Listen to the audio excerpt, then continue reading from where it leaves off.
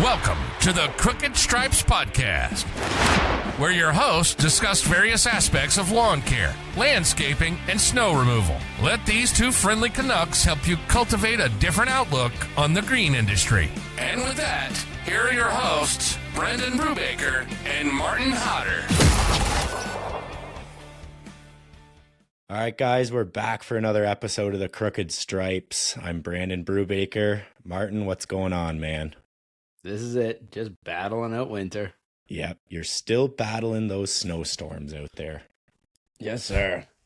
That's good. And we got a very special guest with us today. We met this guy down at the show.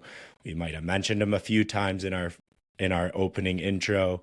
I got Tyler Kent with 519 Property Maintenance. Tyler, how are you doing today? Good, man. It's good. Little snow here, little trace, but nothing crazy. So yeah, nothing nice. like Martin. No, nothing not a whole lot of that. I don't going think on anyone anywhere could else. really compare there right now. No, not this year.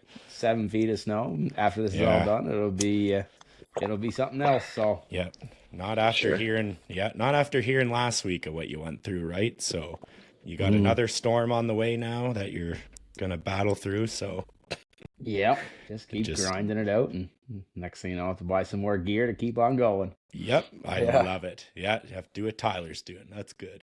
No, we met Tyler down at the show. You crazy animals decided to drive, so I don't know how you did that on the way back, but anyways. We made it. That was a trip, man. Mm-hmm.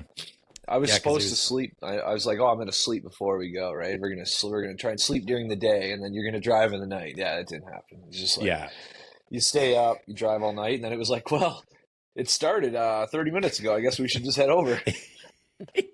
Yeah, makes for a long day for sure. Because you were doing like quotes and stuff too, weren't you? I think you were talking about that. I forget what we were doing. We were doing the timing, but yeah, we were doing something right before, and I was still in the shop, and then Aaron's like, well, I'm headed to you to pick you up in a couple hours. I'm like, well, I'm already at the shop, so just see you soon. Yeah, just keep it going in the bag, and went through and drove through.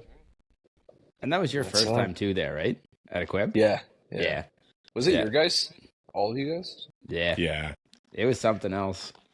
Yeah. So Yeah, it was nothing compared to Landscape Ontario. I didn't get there this year because we had snow. So Yeah, right. Yeah, I went to Landscape Ontario. It was good, but how did you feel after you went to Equip? Because you weren't at Landscape Ontario before, right? No, I didn't go to either. So you got the big one first. I got the big one. I did Landscape Ontario last year, and then we went to Equip. So it's like it was kind of a step. Where you went the other way. So I feel like for you, it would have been like, this just is so much different. Yeah, it was, like Martin and I said, a little overwhelming, to lead it off with that big show down in Kentucky. But yeah. And it was still good. Like it's it's still cool to see. Yeah, totally. Yeah, Landscape Ontario, they do a great show. It's, in the Toronto Convention Center. Like it's similar vibes, but maybe about not even a quarter as big. So whatever. It's good to see everyone and, see some familiar faces. So no, it's all good. For sure. Yeah. For sure. No, why don't you just kind of go through how you got into this industry, Tyler? And I know you started off doing something else and, kind of why you do it and what you guys got going on over there in Woodstock. Yeah, so getting into it, I was, before I did all this, I was at Toyota, just a manufacturing plant there. And you kind of, when I was left school, I guess, once I finished college, I kind of got in there to pay off, debt or to the goal to buy a house or whatever, right? So you start making good money and then you just kind of get set in your ways. You got benefits, you got holidays, you got money coming in. It's good, right? Toyota pays well. And it was just like, it was so brutal. I just hated my life, switching shifts every 2 weeks, no progression.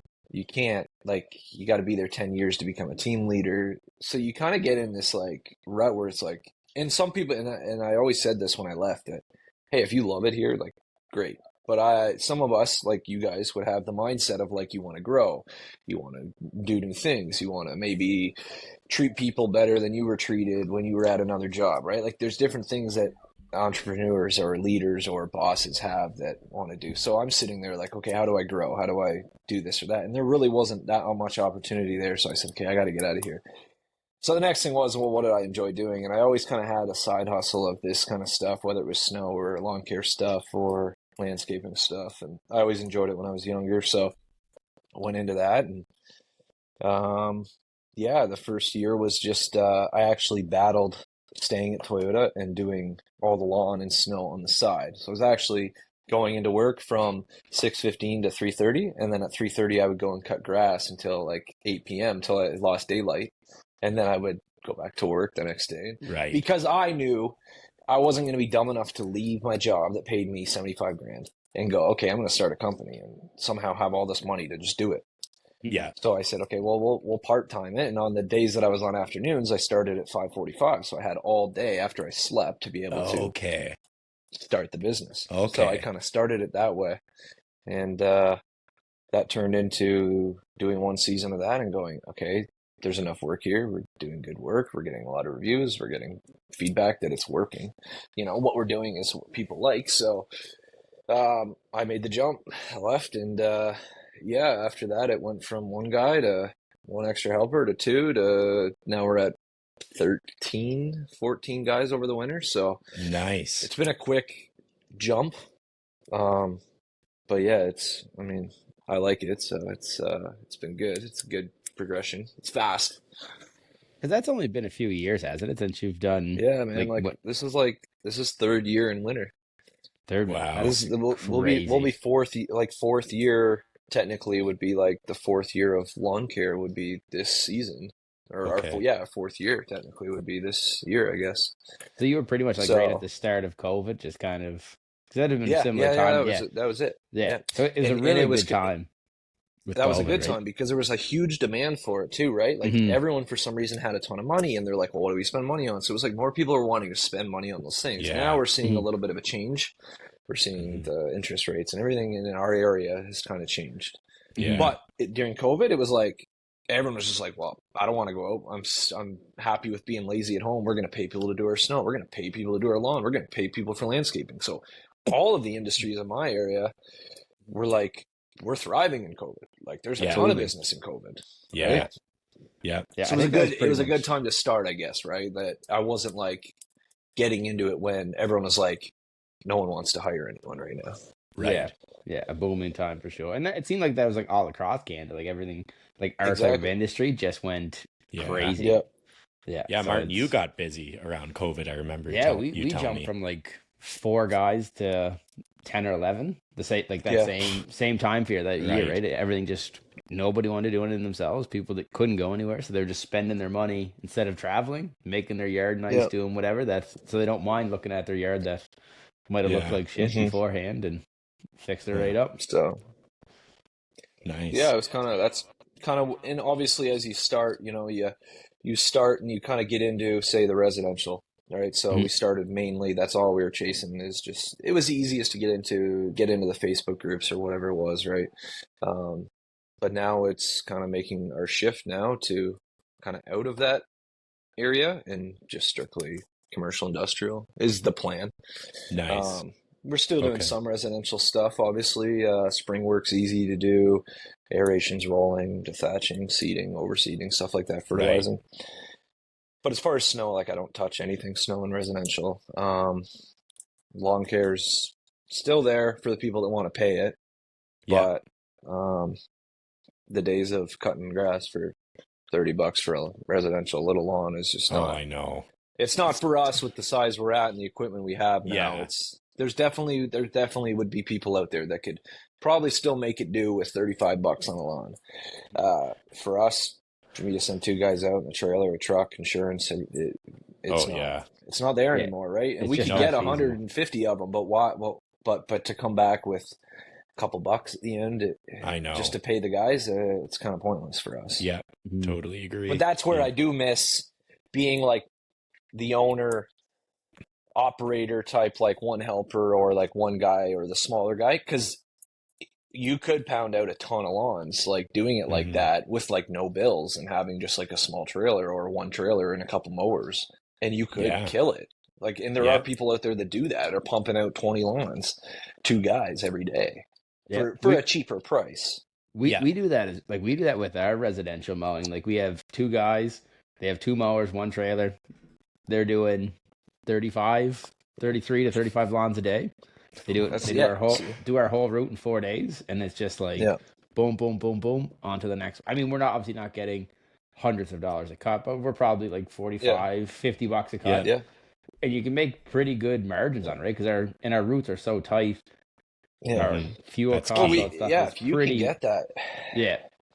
So it's just tight, a different model. Yeah, right? if you can get it tight, and you got guys that are efficient in that too, and not treating it like as a commercial. Like, with commercial, like, we have a set price per month. It doesn't really matter. Sometimes you're skipping it for a week. You can kind of have a different pace. Now, if you tell you got to have certain guys that are on pace with your model as well to be like, hey, we got 30 lawns to cut today. We got to kind of move, right? Like, oh yeah. But yeah, we have a couple of places where there's like 4 houses side by side, and they're not $60, $70, $80 lawns. So you can make it happen, because at 4 cuts, banging out 4 at whatever the rate was, it's still profitable. They didn't move. Yeah. The one guy that was trimming went house to house to house, right? Yeah, the trailer doesn't move, right? So that's where we make our money. Because like, there's spots we'll park once and we'll do 9 houses on the street. We'll do 4 on one side. We'll walk across the street and do 5, huge. Right? So like, but that's been 13 years of building that route and getting it tight. And it's nice too, because then it rolls right into our snow removal, which does the exact same thing, because we just go back and forth across the street. Yeah. So right. Yeah. So if it's set up right, there's still money to be made in residential. But if there's if you're hopping across town for a 10-minute drive, a 12-minute drive, whatever it is, on each one, that ain't worth it. Yeah, it's got to be good. It's got to be it's got to be a decent sized lot. Yeah, for sure. So no, it's got to be worth it. No kidding. But yeah, that's kind of where we, I guess, created and started, and how it kind of came about. And I obviously like the spring, summer, fall season. It's a lot nicer to operate in. It's a lot nicer scheduling. Definitely. But I have, for some reason, this passion to chase the snow the most, to be honest. I mean, that's where we're busiest right now, and that's where we've kind of chased, is that snow industry. So, but we'll always be in the full season property maintenance division. Nice. Because a lot of these factories do it, right? Like, right. Yeah. If you go to a big factory and you say, we only do the snow, well, if they can get a guy that does the snow and the lawn, they're probably going to go to that guy, because it's easier to deal with one company than it is to deal with 2, 3, whatever, right? Oh, you got to hire a guy for the fertilizing, then we got to hire a guy to cut it, hire a guy to snow. So we'll always be there. Yeah. And nice. I do like the lawn care stuff. I just wish this area would keep up with the pricing, right? I know it's hard. It's hard to provide such a nice, and you guys all do it. You post these nice cuts, and you wish everyone kind of kept it at the right price it should be, so we can all provide that, right? I know, because the reality is, as much as we might care about the stripes and the sharp edges, 90% of people could care less. That's what I've learned. Yeah, unfortunately. Yeah. Yeah, we've had some weird instances, like there's a drone video on my page, actually, of an overhead. It's a farmhouse in the country. Crazy long stripes in this, like, a nice estate. But we did a drone video on it, and that was a specific call. We cut them every week, but it was a specific call. Hey, you guys cut us on Monday, but can you come back Friday and double cut with stripes? We want to look like crazy upscale. We have a wedding event or whatever. I've had another one where we did a wedding venue. We've had another one where we did like a retirement party, and they call us. We cut our own lawn, for example, every week. But hey, can you guys come in and do the fanciness? Nice. Okay. So it's kind of cool to have that. I like doing that, because you're charging them a price to basically double cut. It's going to be perfect. They can take their time, perfect it, and you're getting that premium pay and premium service. Yeah. And that's nice. That's what it's all about. That's good. Yeah, I've noticed you guys have kind of dug into the snow game a little bit more. Do you want to kind of touch on that? Because I think it's cool what you guys are doing. Yeah. So I guess I did trial. We did I did residential when I first got into it. nothing equipment wise, just blowers and stuff. And to be honest, man, I get so many calls for it. It's like I kind of every year always think, okay, I'm going to go back into it. But then it's just hard to coordinate with finding guys to do it, adding more trucks to be able to maintain it. Um, and to be honest, the commercial industrial is nice because I can plow at 1 a.m., 3 a.m., 5 a.m. and not disrupt anyone. Where I know some guys that say, hey, we don't get any kickback for it, but also I've been in neighborhoods when I was doing it, and I'm like, I fired that blower up at 4 a.m. and they're like, you get a couple lights on in the neighbors, and you're like, uh-oh. Yeah. I've woke someone up. Yeah. But I mean, if you get 10 snow blows a year, it's like, is it really the end of the world for that? I don't know. I guess, but yeah, we've mainly went into the commercial. We just do commercial industrial. Nice. Preferably large lot, large factory, snow removal. Tractors, loaders. We have truck plows, but the majority of the time are salting. They do have couple small routes that they do for the smaller places, but for the most part, we're chasing down the bigger factories, the bigger lots, the trucking yards, factories, stuff like that. Okay, nice. Okay. You're running Kubotas for your tractors too, right? The M7s? Yeah, so Kubota M6s. Kubota M6s, I got 2 of those, and then our Kubota skid steer as well, which is mainly our salt loader at the shop. But yeah, Kubotas, and I love them. They're so, like, I was on the phone today with another guy in the area, and he was talking about them. Like, they're just so, for us, they're so easy. They're so easy for us to teach someone. I could have Brandon come down tomorrow and be like, hey, you don't got to worry about anything with your angle on your blade as far as loader. There's no articulation. When you want to put that blade down, you drop it down. You drop it into float, you go to town. You want to get to the pile, you lift back.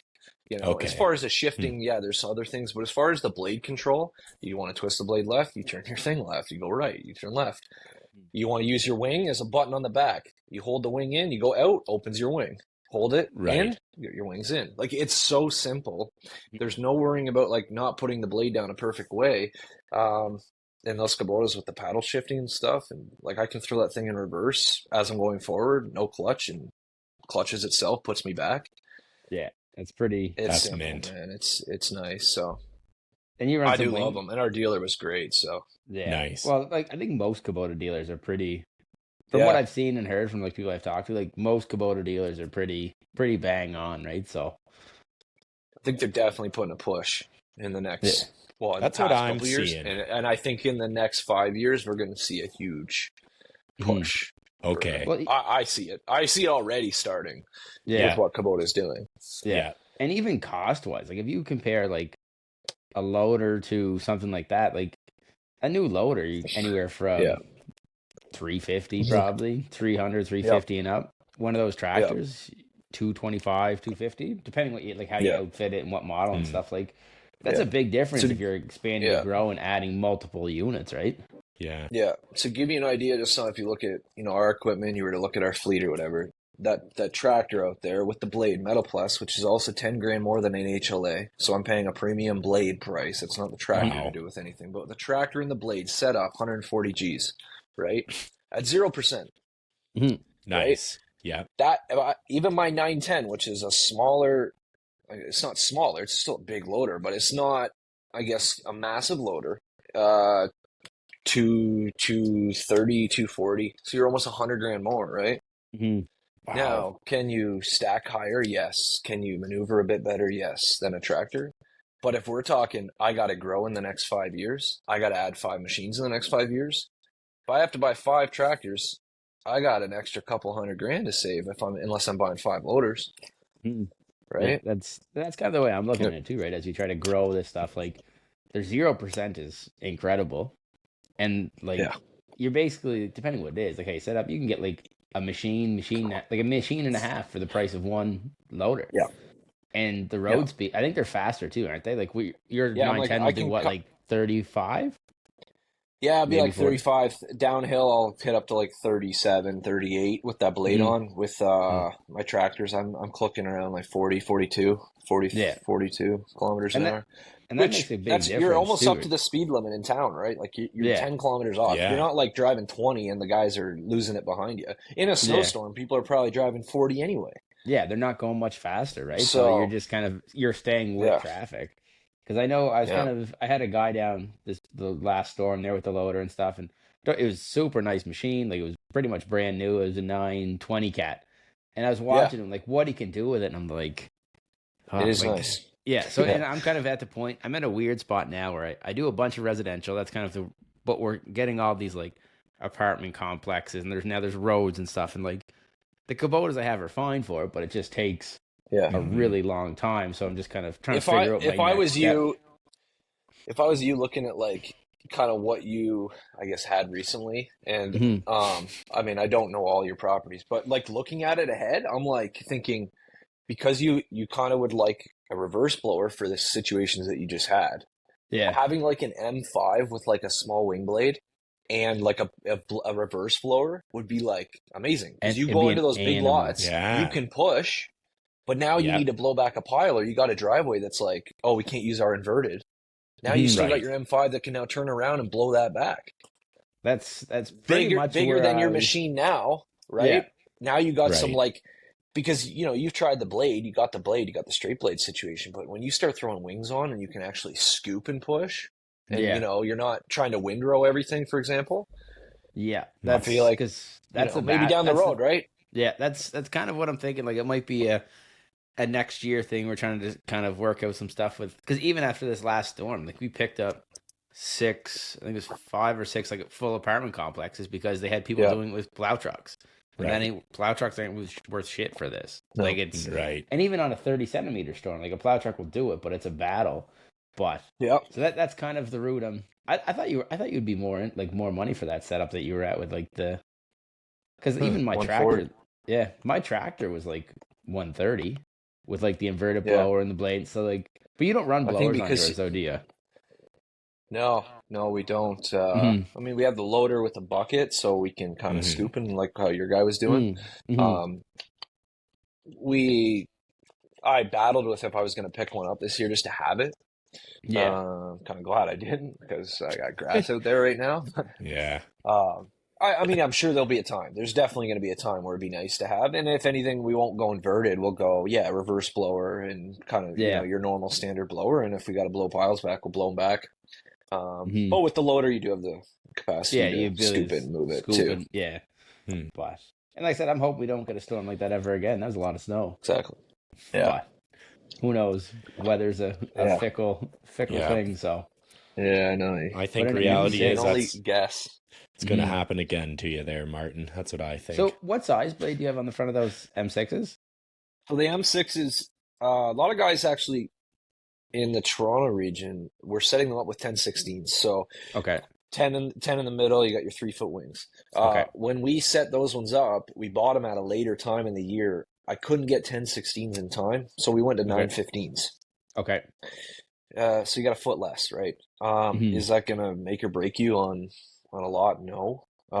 If anything, it's kind of nicer because that 1 foot less going in between like a car or a gate is Yeah. kind of more comfortable. It is. Gotcha. I have the 10/16 on the loader, and there's a couple situations where I'm like, this is a little sketch. Like Yeah, I'm getting a you're getting little a too close. really well, especially with a parking spot. Like Yeah, they're probably getting pretty close to 10 feet yeah, between cars with mirrors yeah. and stuff, right? So So, you don't have any play, right? So mhm. I do love that 9. So it is at 9/15. You got 3-foot wings on each side, and then Okay, it's like the 36-inch height on the actual on the blade itself. board. Yeah. Yeah, won't Huh. bore you. So It's they're funny. sweet.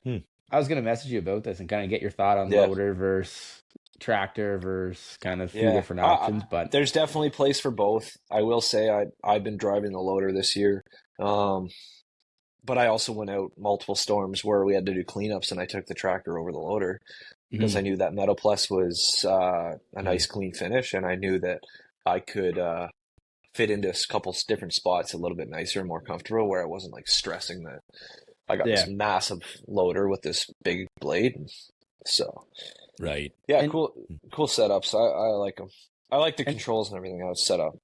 Yeah. And does it back drag well with like the tractor setup, whatever? Yeah. Yeah. And I always found that like if there was a couple storms last year where you try to get to the parking spots where the transports are going to back into, but we couldn't get there in time. For example, on a daytime snowstorm, they're constantly moving trucks. So they compact that down. They sit there overnight. Then the next day you go in, and then now they moved it again. So now I got to scrape that up. Well, I got to back drag that out. If I back drag on my first pass and I go, I just didn't get down, the down pressure maybe wasn't like enough to scrape it all up. All I do is I'll bring my wings and kind of tilt them in a bit. I usually got enough room. I'll push in, and it'll scrape it all up, curl it over, lift up at the last foot, put it back down, and now I back drag and I'm completely scraped. Okay, so it's kind of a nice way that you can back drag it. It's like usually does amazing, right? But if it's ever like really hard packed, I'll push forward till that last half a foot, lift up, push it over, grab the pile. Now I back drag it. Yeah, especially the wings, you can bring them in and contain it and drag it all back. And you can get so precise with those wings. Like we'll go in between two parked transports, and I'll be in reverse on my wings back. I'll get to past the wheels, and I'll realize that okay, now I got the middle of the transport where it's kind of dead space, on that tractor trailer. So we'll flow those wings out, kind of grab more under the transport, then pull the wings back in before you get to the posts, and then now you just grabbed more, right? It's just just little things like that. Having the control of those wings at any time is great. Wow. And do you run any like specific tires and stuff on them, or are you just like no? So those tractors, the tractors that we bought, again, that was still like COVID time ish. They were still blaming COVID. That's what it was. COVID was over. They were blaming COVID. Oh, we're delayed. We don't have tires for COVID. Yeah. So again, huge delay on if I'm going to get them. So let's just run egg tires, normal tires on them, tractor tires. So the tractors both have tractor tires, just normal tires. The loaders have snows because I was able to get them.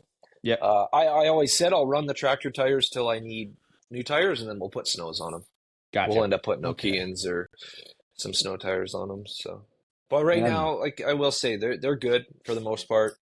You can get through anything. I would just say if you get a full blade on the front and you're trying to make a tight turn, you'll get a little push out in the wheels. You feel like you got your wheel turning left, but you're kind of going straight.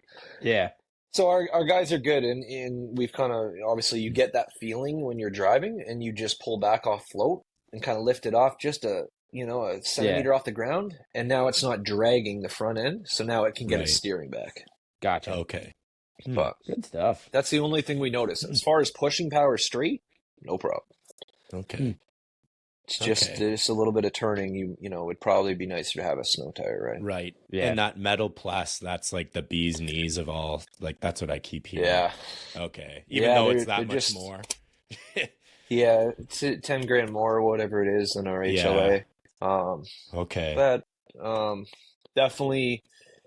I mean, again, it'd be one of those things where if you're looking at adding 5 machines in the next year, maybe save the $50,000 and probably put 2 more blades on machines. But if you're looking at doing some nice high-end properties, you want to save on salt, you want to have the versatility, maybe you don't have to change as many tips on them, the edges on them, they stay a lot longer. Then I found that. I mean, we're 4 Metal Plus now and one HLA, so or 3 Metal Plus and 1 HLA. So. He works. Yep. Gets her done. So. Yep. Oh, that's sure. good. Yeah. Nice. For like a work week, Tyler, I guess the winter's a little different, but summer, do you guys kind of do Monday to Friday, or what do you guys do?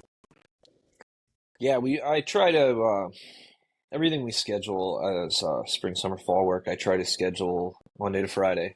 Try to keep everyone with their weekends still. Yeah. Now we get into rain days, or in the spring when it's just like there's work for the next 2 weeks straight already. That's when you might get into later days or a weekend work type thing. Last year was good. We had a couple rain days here and there, like in the days, but the next day it's sunny again, and we were able to catch up. For the most part, they're able to have their weekends all the time. And Nice.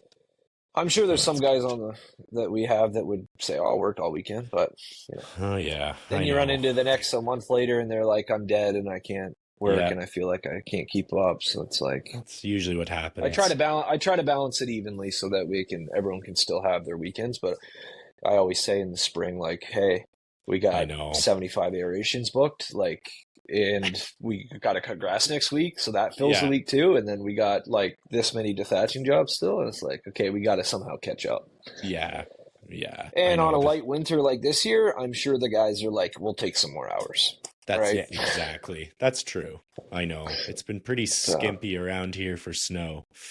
So, but you guys get more snow than we do in Elmira here. I always look on the map, and you're getting just pounded and. It's sunny here, so I don't know.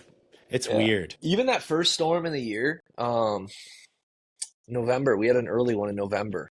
Yeah. And it was like 6 or 7 inches. And like the guys in London were like texting me and they're like, dude, we have nothing. And I'm like, really? We're full on plowing over here. Yeah. How did it come off Huron and literally hit Woodstock, didn't hit Brantford, and didn't hit London? Okay. So I don't know. It's a weird way where it comes off that lake. I know. It seems to always we get some weird ones. I know. Get you guys Stratford. It always seems to get Stratford. Stratford always gets smoked. Yeah, and then it kind of just dies. I don't know. So crazy. Yeah, it's different. So, but yeah, our lawn care is usually set up. I try to set it up so that we also have like a half day or a full day kind of safety net for rain, for excess growth, whatever it is. So some maintenance. We can still stay on pace. Nice. Oh, that's good. This year, I think, I don't know, I'm trying to think back, but I feel like there was one month, like May or June, that was dry. But then like we got rain for the rest and we were cutting every week. Like it didn't stop. It was looking a little scary in May. I remember that. I thought, oh my gosh, we're going to have such a dry summer, but then it rained nonstop. Yeah. Which is because guys, that's what it was. Because we had a ton of rolling left, and people were like, "Are you going to be able to get them?" I'm like, well, the ground's already rock hard. There's been no rain. I'm not going to come roll nothing. Like it's hard. Right. So see how this year is, but we'll probably still have snow on the ground. Yeah, you guys will have friggin' snowbanks till July. Yeah, that's what everyone keeps telling me. We have snow. We're gonna come cut your grass, but we got to go around the snowbank that's still at 3 feet. It's something else. Because like I said, we still got 8 weeks of this left. Like I know we're in trouble. I think it's gonna be late. Late. Tyler, we might be going out to help him out. I know. I said so many times, like I wish he wasn't 20 hours away. I know, same. I said we'd love to help you, but you're just a little too far from the boys. Like you guys could have had so much work. The city was taking anything they could have. They would take it. Do roads. Some guy was getting paid. He had 4 skid steers out, getting paid $350 an hour to dig out fire hydrants. Wow, it's so crazy. Yeah. It's just it's a killer because it was like too. If like okay, what if we just like you just. But we need to go out with equipment, so that was the problem. It was like, okay, we could probably get there in a truck, like 4x4. You get there, you can probably get in there, but getting in there with like a loader on the back and like driving that far, that's a whole other ball game. There'd be a lot of fuel. Yeah, big time. But like I said, it was crazy. Just people like going around with like 4-ton excavators digging out the front of buildings. Like you couldn't shovel it, and that's what people were doing. They're just. Yeah, it was wild. So, what? Yeah, weathering or winter in Cape Breton, I guess. So it is what it is. You never know. Yeah. You were begging for it earlier in the year. Now I said that earlier, too. Yeah.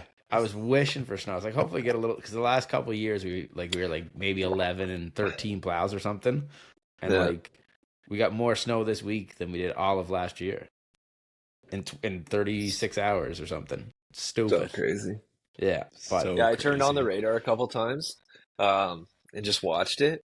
And it didn't move, man. Yeah, it was like come off the lake and just keep circling over you the whole time. It was like it wouldn't how like they always predict the radar, like, oh, it's gonna go like this. Yeah. No, yours just went it just stays right here and just kept going and going.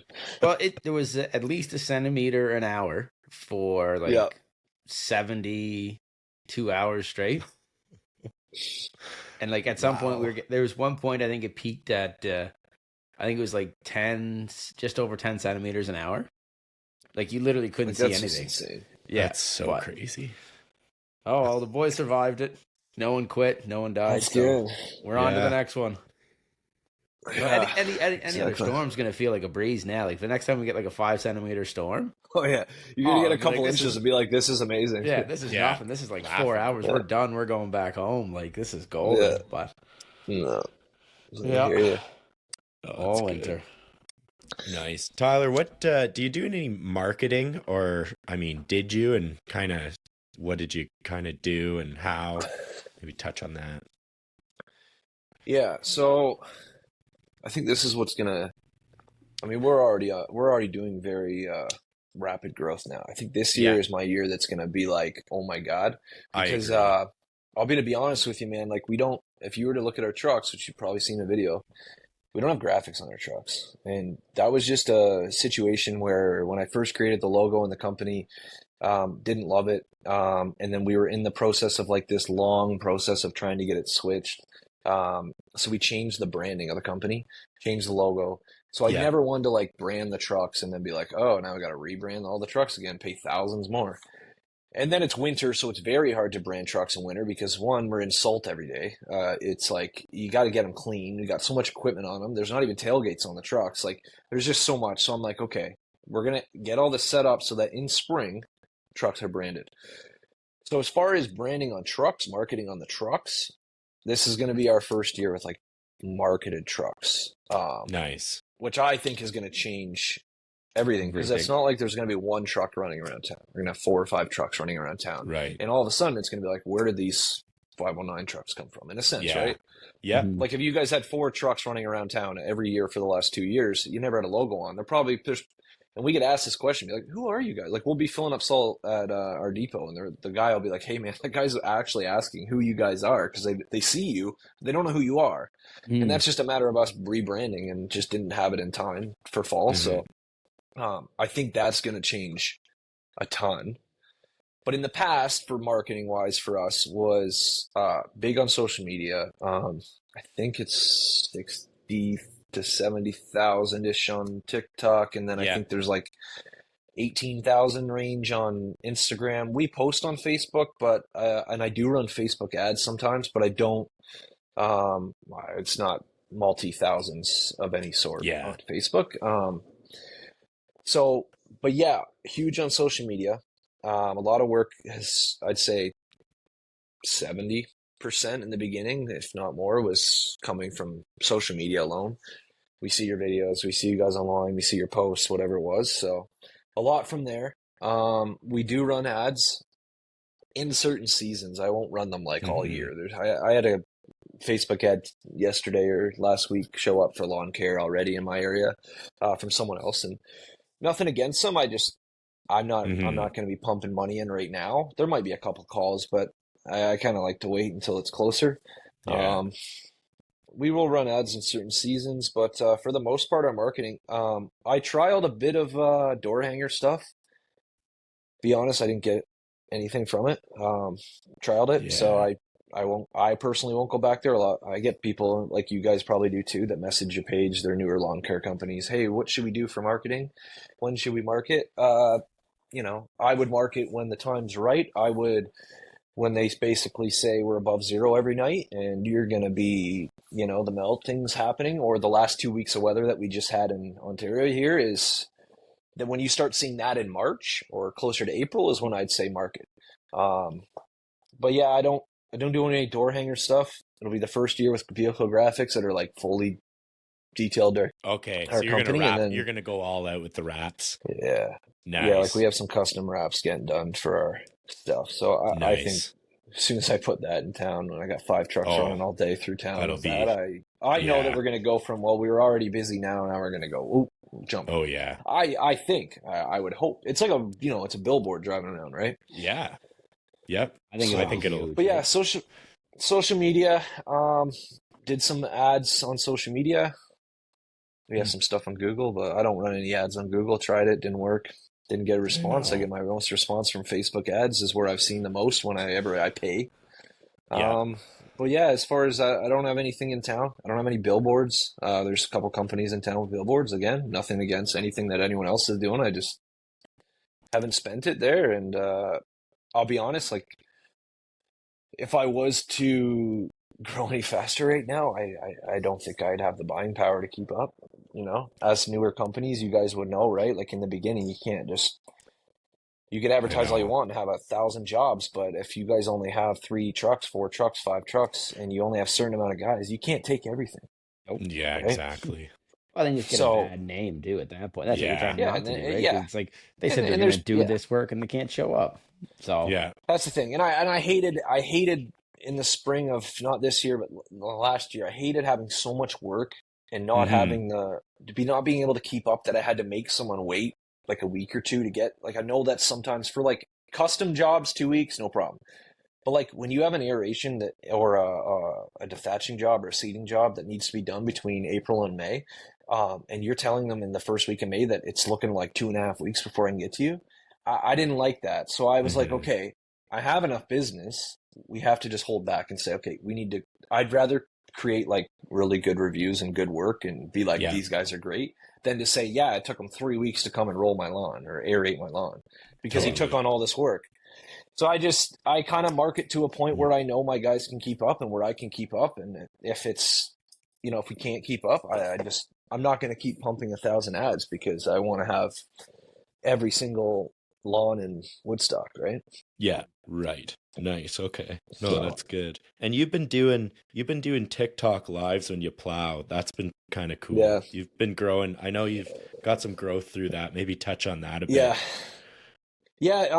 I wish I could do something in other seasons with it. I think just snow removal in general, when you're watching someone do it, is satisfying. Yes. And once you kind of get set up and where you can hook them on that, it kind of creates a thing. I did a couple this year and I've done a couple last year, and like I'd hit end live and it was something like you had 46,000 people watch over the hour. Wow. Which is like crazy, right? It's because it's like, to think that like 46,000 people tuned in to watch me like plow this lot is weird. Yes. I wish there was more ways that we could do this with like lawn care stuff, but I find that like there's so much detail work or like different work that you do with lawn care, like moving to the next site is like trying to keep them entertained after the first lawn is like you're going to lose people. We're like, when I'm driving down the street, I don't lose anyone in a loader in the middle of a snowstorm for some reason. So, but I try to go live throughout a couple times, 3 times, different times. I find obviously the evening closer to midnight range, 8 to midnight range is like the best. Okay. If you're out, a lot of people already ate dinner. They're sitting on the couch watching TV and they're bored, or they're scrolling before they go to bed. I found that to be the best response. You try to go live at 3 a.m. It's a little harder, right? Yeah, right. Not as many people on the app. Yeah, right. But it's been really cool. Grew a lot. You'd shut off the live and it'd say, oh, you have 450 new followers from that live, and it's like, oh, all right. That's pretty cool. So, yeah, right. It's kind of cool to see. A lot of people interact. A lot of people tell you you're doing something wrong, so that's fun. Yep. Oh yeah, TikTok. Yeah. They love. You're in the wrong loader. You're in the wrong blade. Oh, you shouldn't have backdragged that way. Sure. Yeah. All right. People man, that probably never good. plowed snow before. They knew how to do it. Yeah. Martin always says, imagine if you had 46,000 people like around your parking lot watching you plow. That would be insane. Yeah. Or to mow a lawn.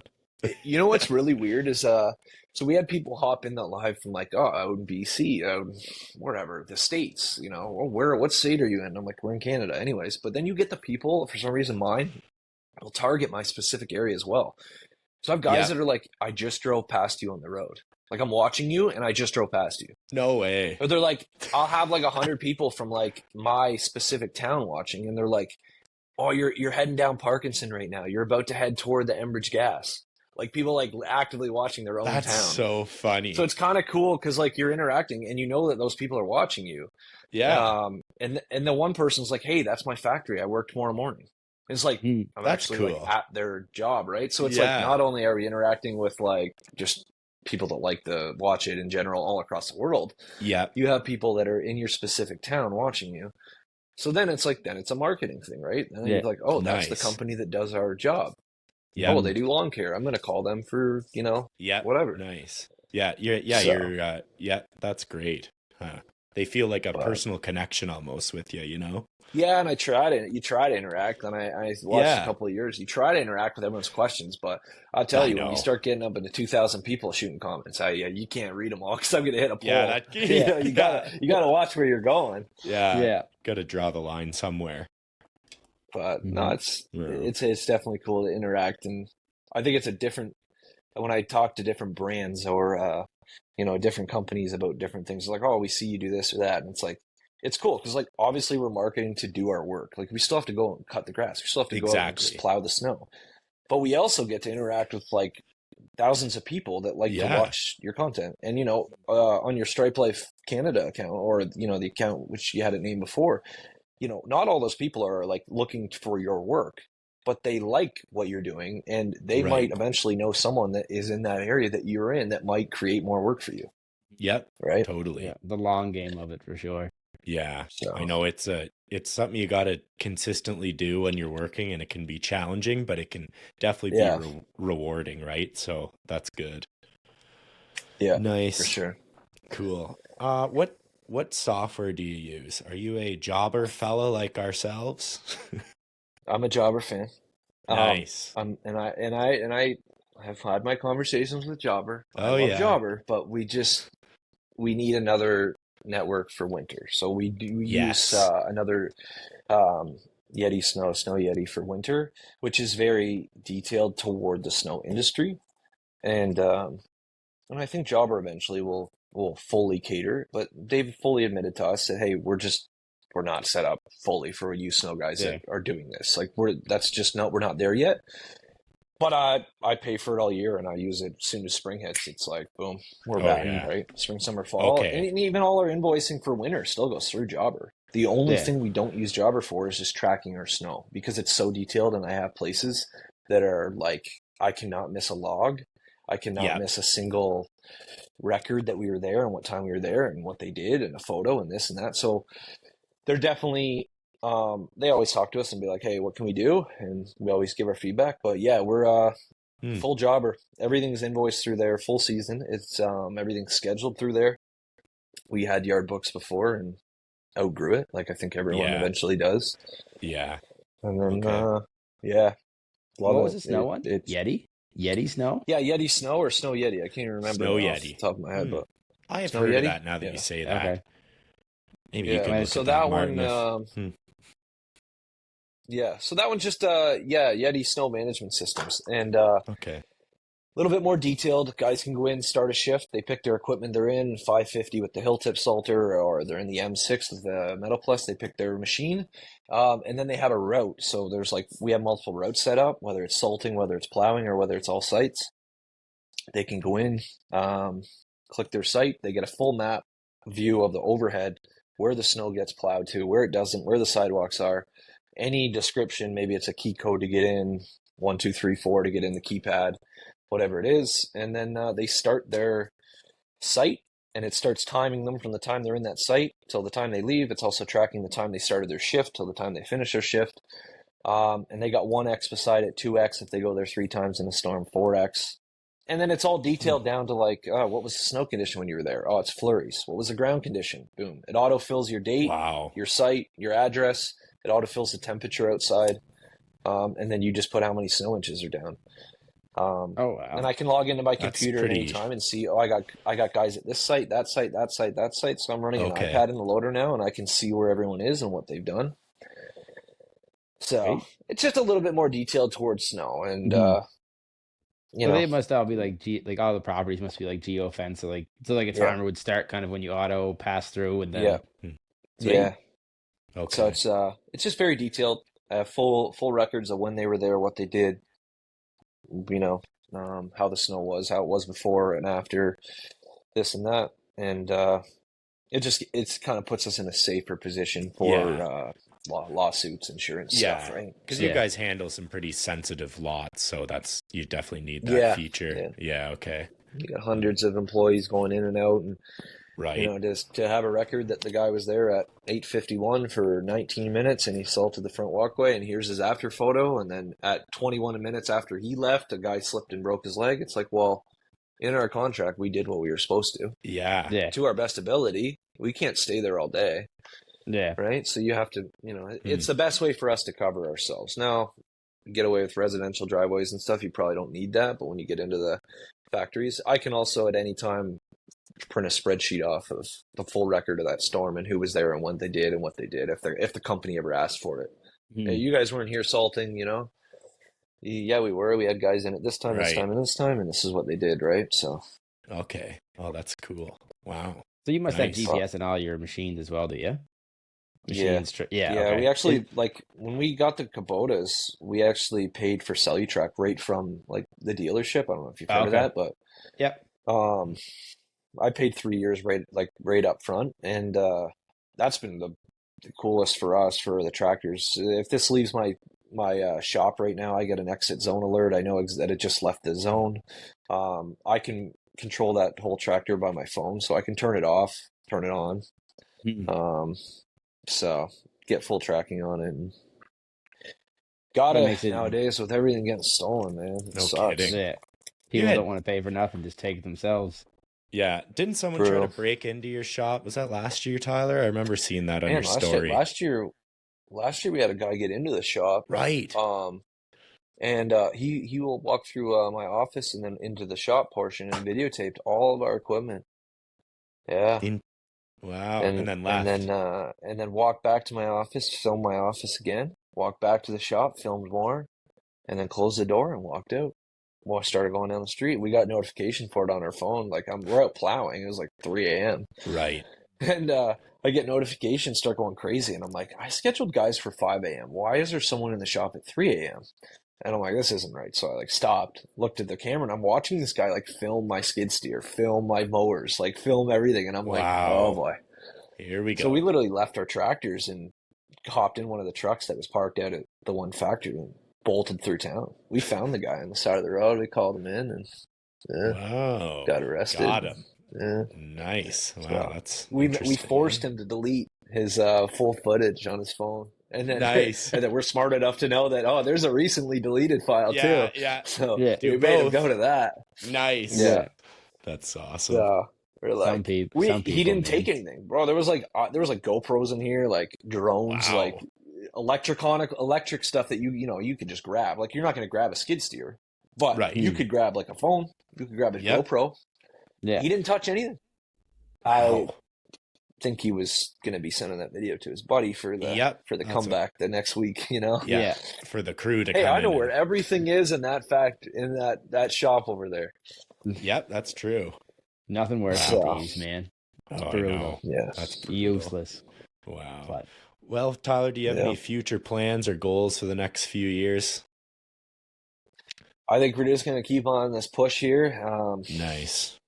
Keep on putting a push on everything and you're filter out obviously the smaller stuff, just because the bigger stuff is now taking over. And you kind of, depend. Certain people maybe don't do the numbers, but we kind of break it down and go, okay, we made, after paying everyone this, the fuel, the insurance, we made $7 on that lawn. Is it really? I know. You kind of look at that and go, okay, we got to either up the price and they leave, or they continue with us, or two, we just have to say, okay, it's just, it's not worth the $7. Yeah. Obviously. It's not worth running the kilometers up on the truck to do lawns for the profit of whatever. Yeah, I know. And it might not be $7. I was just, throwing out a number, but, I think we're going to filter out some of the smaller stuff. Definitely chasing down the big stuff still. The big industrial commercial property maintenance game is kind of where I want to head and keep going. And yeah, I don't really have a limit. If anyone in this area knows or has seen, they're probably like, what's wrong with this guy going full tilt? It's just we're gonna keep on pushing and kind of not upset people in the area, but you're kind of like, who are these guys coming in? So it is what it is. The young guys coming in. That's the thing, right? There's a lot of companies still that are run by the older guys, and they're like, who are these guys? What are they filming for? What are they, what are they doing that, like, why do they have a camera set up? Like, why are they drone footaging their snow removal? It's just plowing. They don't understand that, like, at any point in time, and I try not to, we've had a couple situations here in the last few weeks, which maybe we could get more detailed with you guys, but we've had some copycats in the last 3 weeks. We've had to say, the okay, copycats. Maybe get a little bit more creative, but I kind of try not to share too much, but at the same time is, if I'm going to go to battle with another company and the guy's going to be 60, for example, maybe he does a great job with his company, great. But if I'm going to go into that property maintenance company, it's going to be worth a couple $100,000, for example, on a full year, snow, lawn, landscaping, all this stuff. I can at any time say, hey, you go scroll through that Instagram feed or go watch this YouTube video and you can see our work, versus the guy that's going to say, well, we don't even have a website anymore, But I've been doing this for 40 years. But I've been doing it for 40 years, and we're going to do a great job, right? Yeah. Everyone's on their phones, man. Everyone's on their phones, and social media. Whether it's going to be Instagram in the future, whether it's going to be another app, there's going to be another app, or there's going to be another thing where social media is going to be the thing, right? Yeah, and I think that industry is not going away, and I think for what you guys are doing, for what my plan is too, as well, with brands, with companies, there's a market, man. Like you look at any big celebrity, there's a reason why they're doing commercials. Like, they're getting paid to do this and that. And like I said, we're still going to have to do the work, still going to have to cut the grass, still going to have to plow the snow. But hey, if we can partner up with some brands and help us grow faster or do different things better, absolutely. It's something you got to spend the money on, right? Like, people don't understand thousands of dollars go into growing a company. Just a trailer alone now. You want a landscape trailer, galvanized, it's 20 feet, you're 10 G's. Like, people don't understand. Like, that's another 10 grand, right? Like, that doesn't really make money. You're not. Yeah. No. Right. And it's the same with a truck. The truck makes money, I guess, because you're out doing the work, but it's the biggest depreciating thing you're going to buy. Even heavy equipment, it does hold value better, but they're just going down. And to be able to have those expenses, and if it's working with Jobber, if it's working with another brand that there's an opportunity for something. I mean, hey, we're already doing these videos and stuff anyways. Why not try and get something out of it?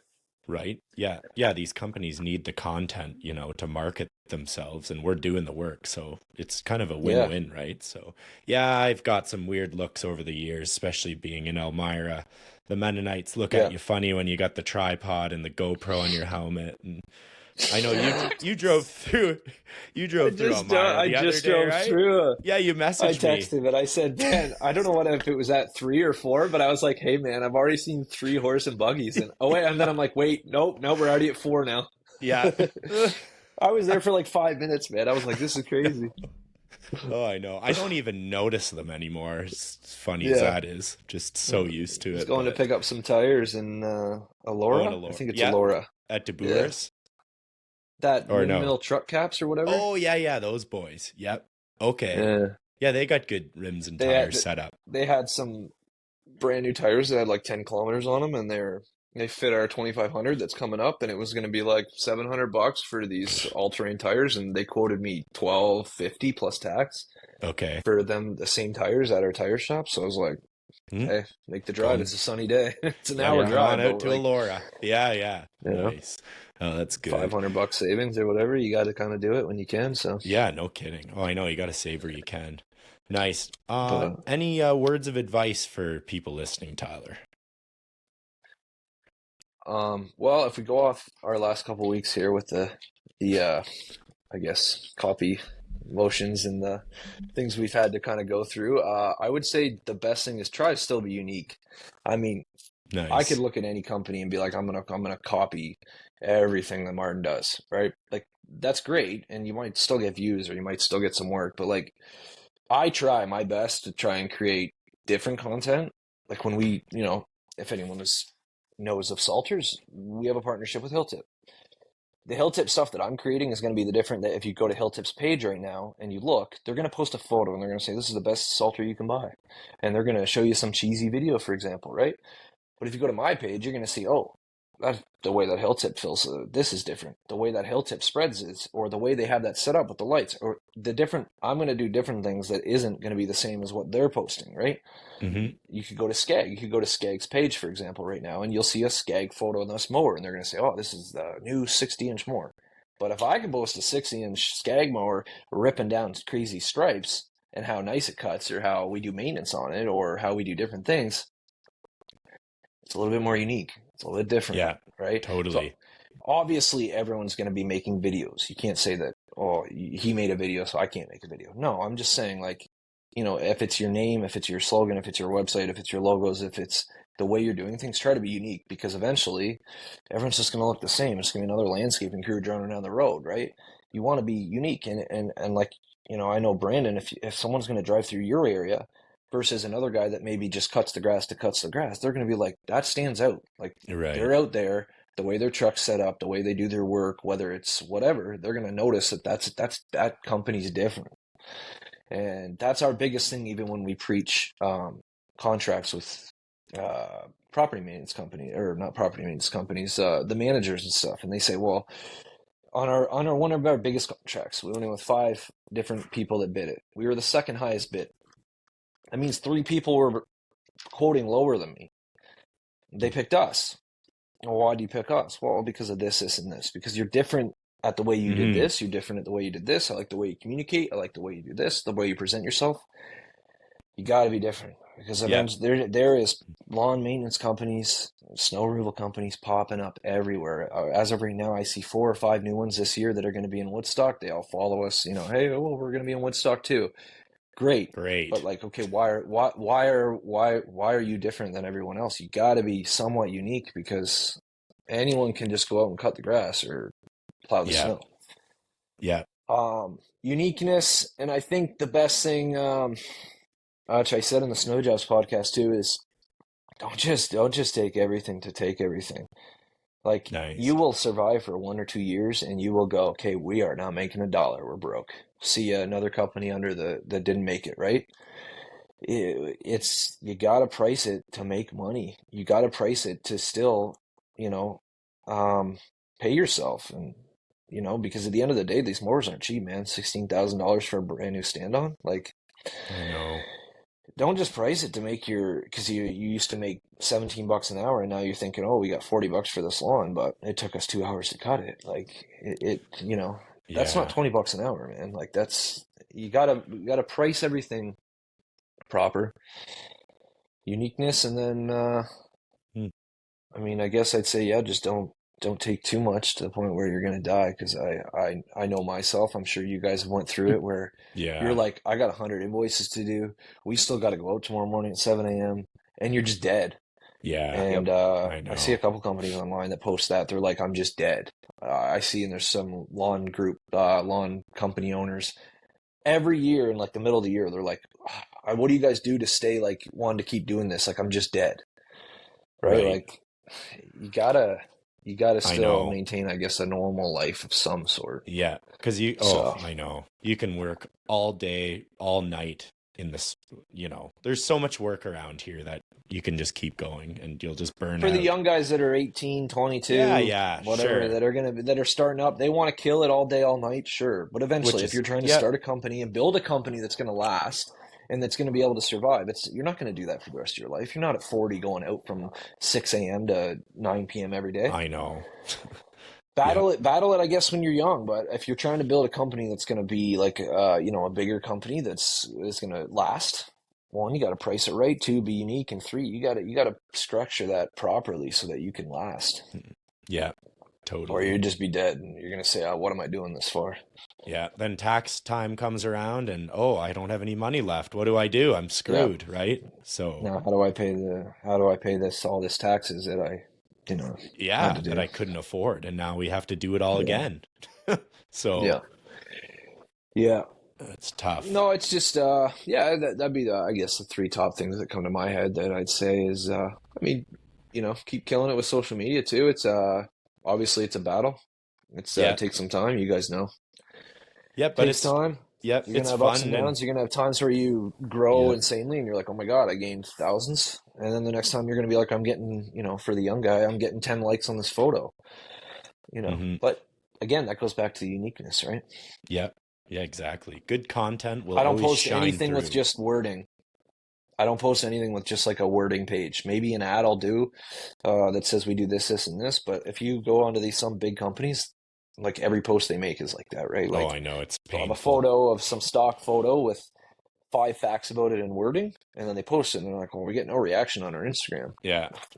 Well, no wonder. Take that machine out in the next snowstorm and blow snow and make a video. I guarantee you get a lot more reactions, right? Yep. Yeah. Easy as that. That's why they need guys like us, right? Well, hopefully. And that's where kind of, I guess, they start working with different people like this, right? That are creating the content for them so they don't have to. So. Yeah, totally. Nice. Cool, man. Well, that was great. Thanks for hopping on with the boys and chatting what you got going on. Yeah, that was great. You got anything there, Hodder? Pardon? You got anything there you want to add? I know maybe a little shout out for you and your snow stakes. That's a pretty sick opportunity for that. Good one. I seen the hat there, right? So you got a couple fresh ones sent to us. Nice. Yeah, no, they work wicked. We've been using them all winter so far, and even with this snow. I had a call, man, and it was last week, and we were just brainstorming on next year what our plan is, right, with Canada and the snow stakes.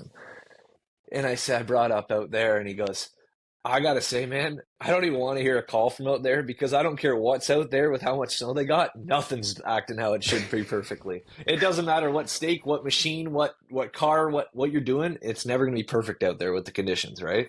Mm-hmm. But I said, I haven't had anyone call. I said, I've been super impressed. I have snow stakes still standing up through all that snow, popping right back up. Yeah. Like all you could see the first night, it was like the tip of them, like maybe an inch. That's how deep the snow was on those 40. I think they're 42s I bought from you, or 48s. But either way, 46, I think. Or 46, yeah. So there would probably be like 6 inches, and there's probably like an inch. Which a lot of the people out your way did. They all went 46. Mm-hmm. There was a lot of people out your way. Yeah, because after I told them, I seen them around. People were like, "Where the hell did you get those?" And I'm like, call this guy. He's the guy." Yeah, no, they're wicked. They've been holding up awesome. No, that's good. Yeah. So I take 30 seconds from you here, but we'll be we're going to be still the main distributor in Canada for plow rate marking stakes next year. We will be stocking a solid 50,000 to start the fall. So we will have every color, kind, and tool and bag and anything you can think of. Nice. To start next year. To give you an idea, we did 7,000 stakes the first year we sold them, and we did 59,000 last year. 50? Wow. Jeez. What a jump. So we're on pace to be comfortable that we're going to do another 50 and plus. At least. But the thing is just, I said to them, the reason why they won't sell to Canada is because it's insanely hard getting them across the border, doing everything. It's a nightmare. Mm-hmm. So that's why we're the main distributor, and so we're just gonna go again next year with it, and we're just gonna stock so heavily that we're not like, which we got close to the end of the season where it was like, oh, we don't have orange, we don't have green, right? Because it was like into December and people were still ordering, but it was like, I don't want to sit on 20,000 steaks in my shop. We have to buy them off the hop and then adjust. So we're gonna do a solid start in the beginning, and then we'll run the marketing for that nicely, and we'll go another year with them. So they've been great for us, and I'm glad that more people are seeing it and being like, oh, these are a little different.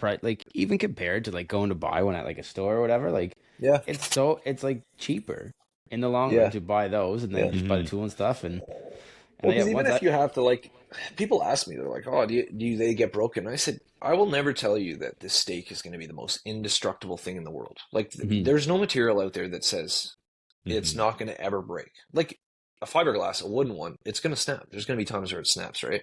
Mm-hmm. But this will definitely be superior to the normal steak that we're used to. It's cheaper too. But if you buy 500, 600 steaks, for example, and next year you got to replace 50 to 100, that's pretty good. I mean, that's only like 50. That's, if they're running, if you buy them when we have our discounts and stuff, or multi-packs, or you buy them at the beginning of the season when we have some sales on, you're like $1 a steak. Yeah. So it's like you got to spend $50 in the year to addition, but all the ones you already bought, you still reusing. Yeah, no, it's like I said, I'll be buying more, and like because we use them on probably like 3/4 of our properties, and then we just kept adding more this year, so now we'll know how many. And I find too, like the amount of less grass and everything that has been tore up this year after using them has been so the $50 savings. or $100 that you had to spend next year to add more. You already had more sites. Maybe you buy one more pack, which is 200. So you spend a couple $100 more because you added more sites because you grew as a company.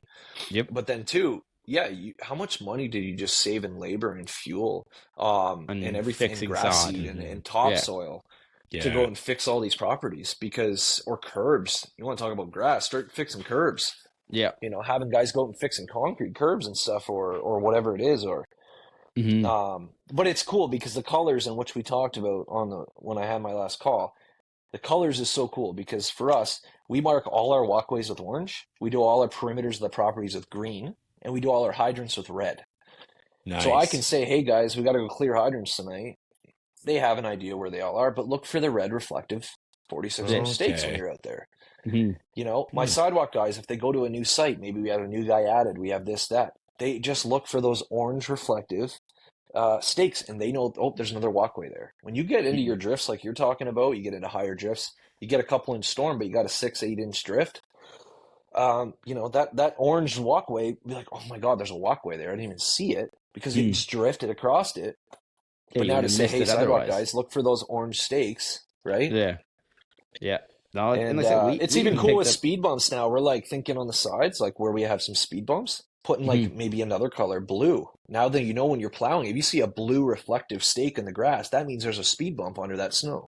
Like just different things to be able to color coordinate. And then if you carry that through every site, it doesn't matter if you send you or whoever to a different site. Exactly. They know that it's the same kind of pattern. They know what those stake colors are for. Right. No, that's a really good, smart, good setup. But even for ours, like we picked up a bunch of driveways because like we were probably the only people using stakes at first, and the guys are out putting stakes in. So I was like, the little tool, the hammer down tool, whatever it is. Yeah. Like people are watching that like after fighting with their own stakes, and they're like, "That's genius." Yeah. And then they come over and they start talking to you, and the next thing you know, we sell them on a driveway package.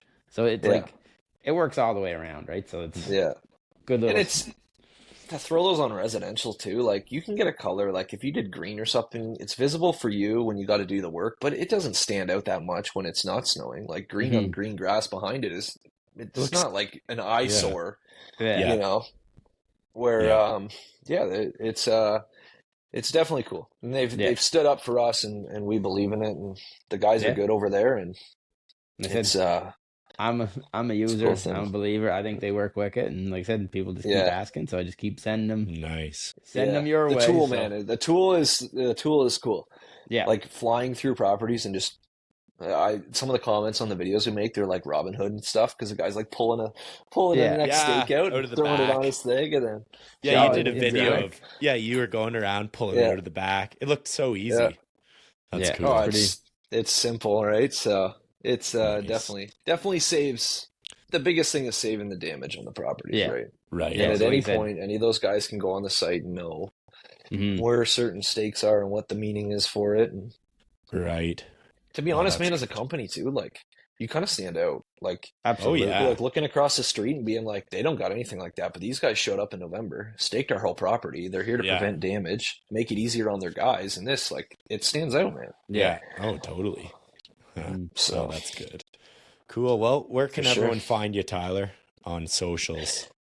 Yeah, Instagram's our biggest one, I guess, most interactive. I try to keep up with TikTok, but there's a lot of stuff that goes through there that I don't always catch, just the notifications. As you know, some videos go off and you're like, oh, you get drowned in the notifications. But gong show. As far as easiness to follow us, to see the most I post in the back end or the behind the scenes footage is all Instagram.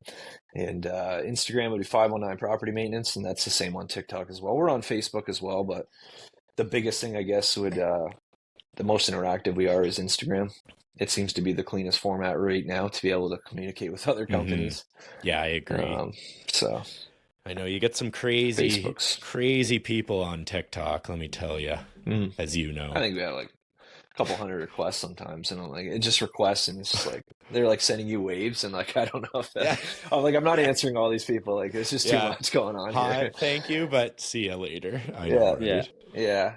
Where at least Instagram, it's you can actually send a real message or a question. Yeah, we try, and I'm sure you guys try to answer everyone, but you can't get to every comment. I try to. Challenging. I try to. Yeah, I know. Yeah, so do we, but it can be a lot. I try to stay busier too. It's hard in the winter. I will say it's harder in the winter when you got 12 guys texting you, asking you about things, and you got snow pounding down. You can't see out the window, and it's hard to keep up to date because we do get messages. Hey, you guys got to post more, and it's like, I'm trying, but it's also, we're still running a business over here. I still got to do the work. I know. Yeah. Still got to get it. But we're hopefully this year we're more structured in the sense that I kind of freed myself from a lot of the out in the field stuff. So hopefully, you post more stuff. You post pretty consistently, and been following you for a while. Stories for sure. So try to keep up. I try to show some back end stuff that you're definitely not seeing everyone post. Like whether it's something broken or this or that, the weather or this, like just different things that maybe someone looks at our highlight reel and they go, oh, this looks so easy, we're gonna get into lawn care and snow removal because look how easy it is and it looks so good. I know. They don't realize the 3 flat tires in one night from mowing trailers and this and that, and it's like there's a lot to it, man. A lot more than just mowing and pushing snow. Oh, that's good. It's good, though. Nice. Awesome, guys. Well, thanks so much for listening. We appreciate it. Make sure you like and subscribe the pod so we can keep doing this. And thanks again, Tyler, for coming on. We really appreciate it. So good chatting. Appreciate it, guys. Yeah. Thanks, man. Awesome. All right. We'll see you guys next week. We want to thank you for listening to the Crooked Stripes podcast. If you liked this episode of the pod, subscribe, rate, and leave a review. It's very much appreciated. Head over to Instagram and follow @The Crooked Stripes. From there, stay up to date on all things lawn, landscaping, and snow removal. Don't forget to join us next week for another episode of The Crooked Stripes. Thanks again for listening.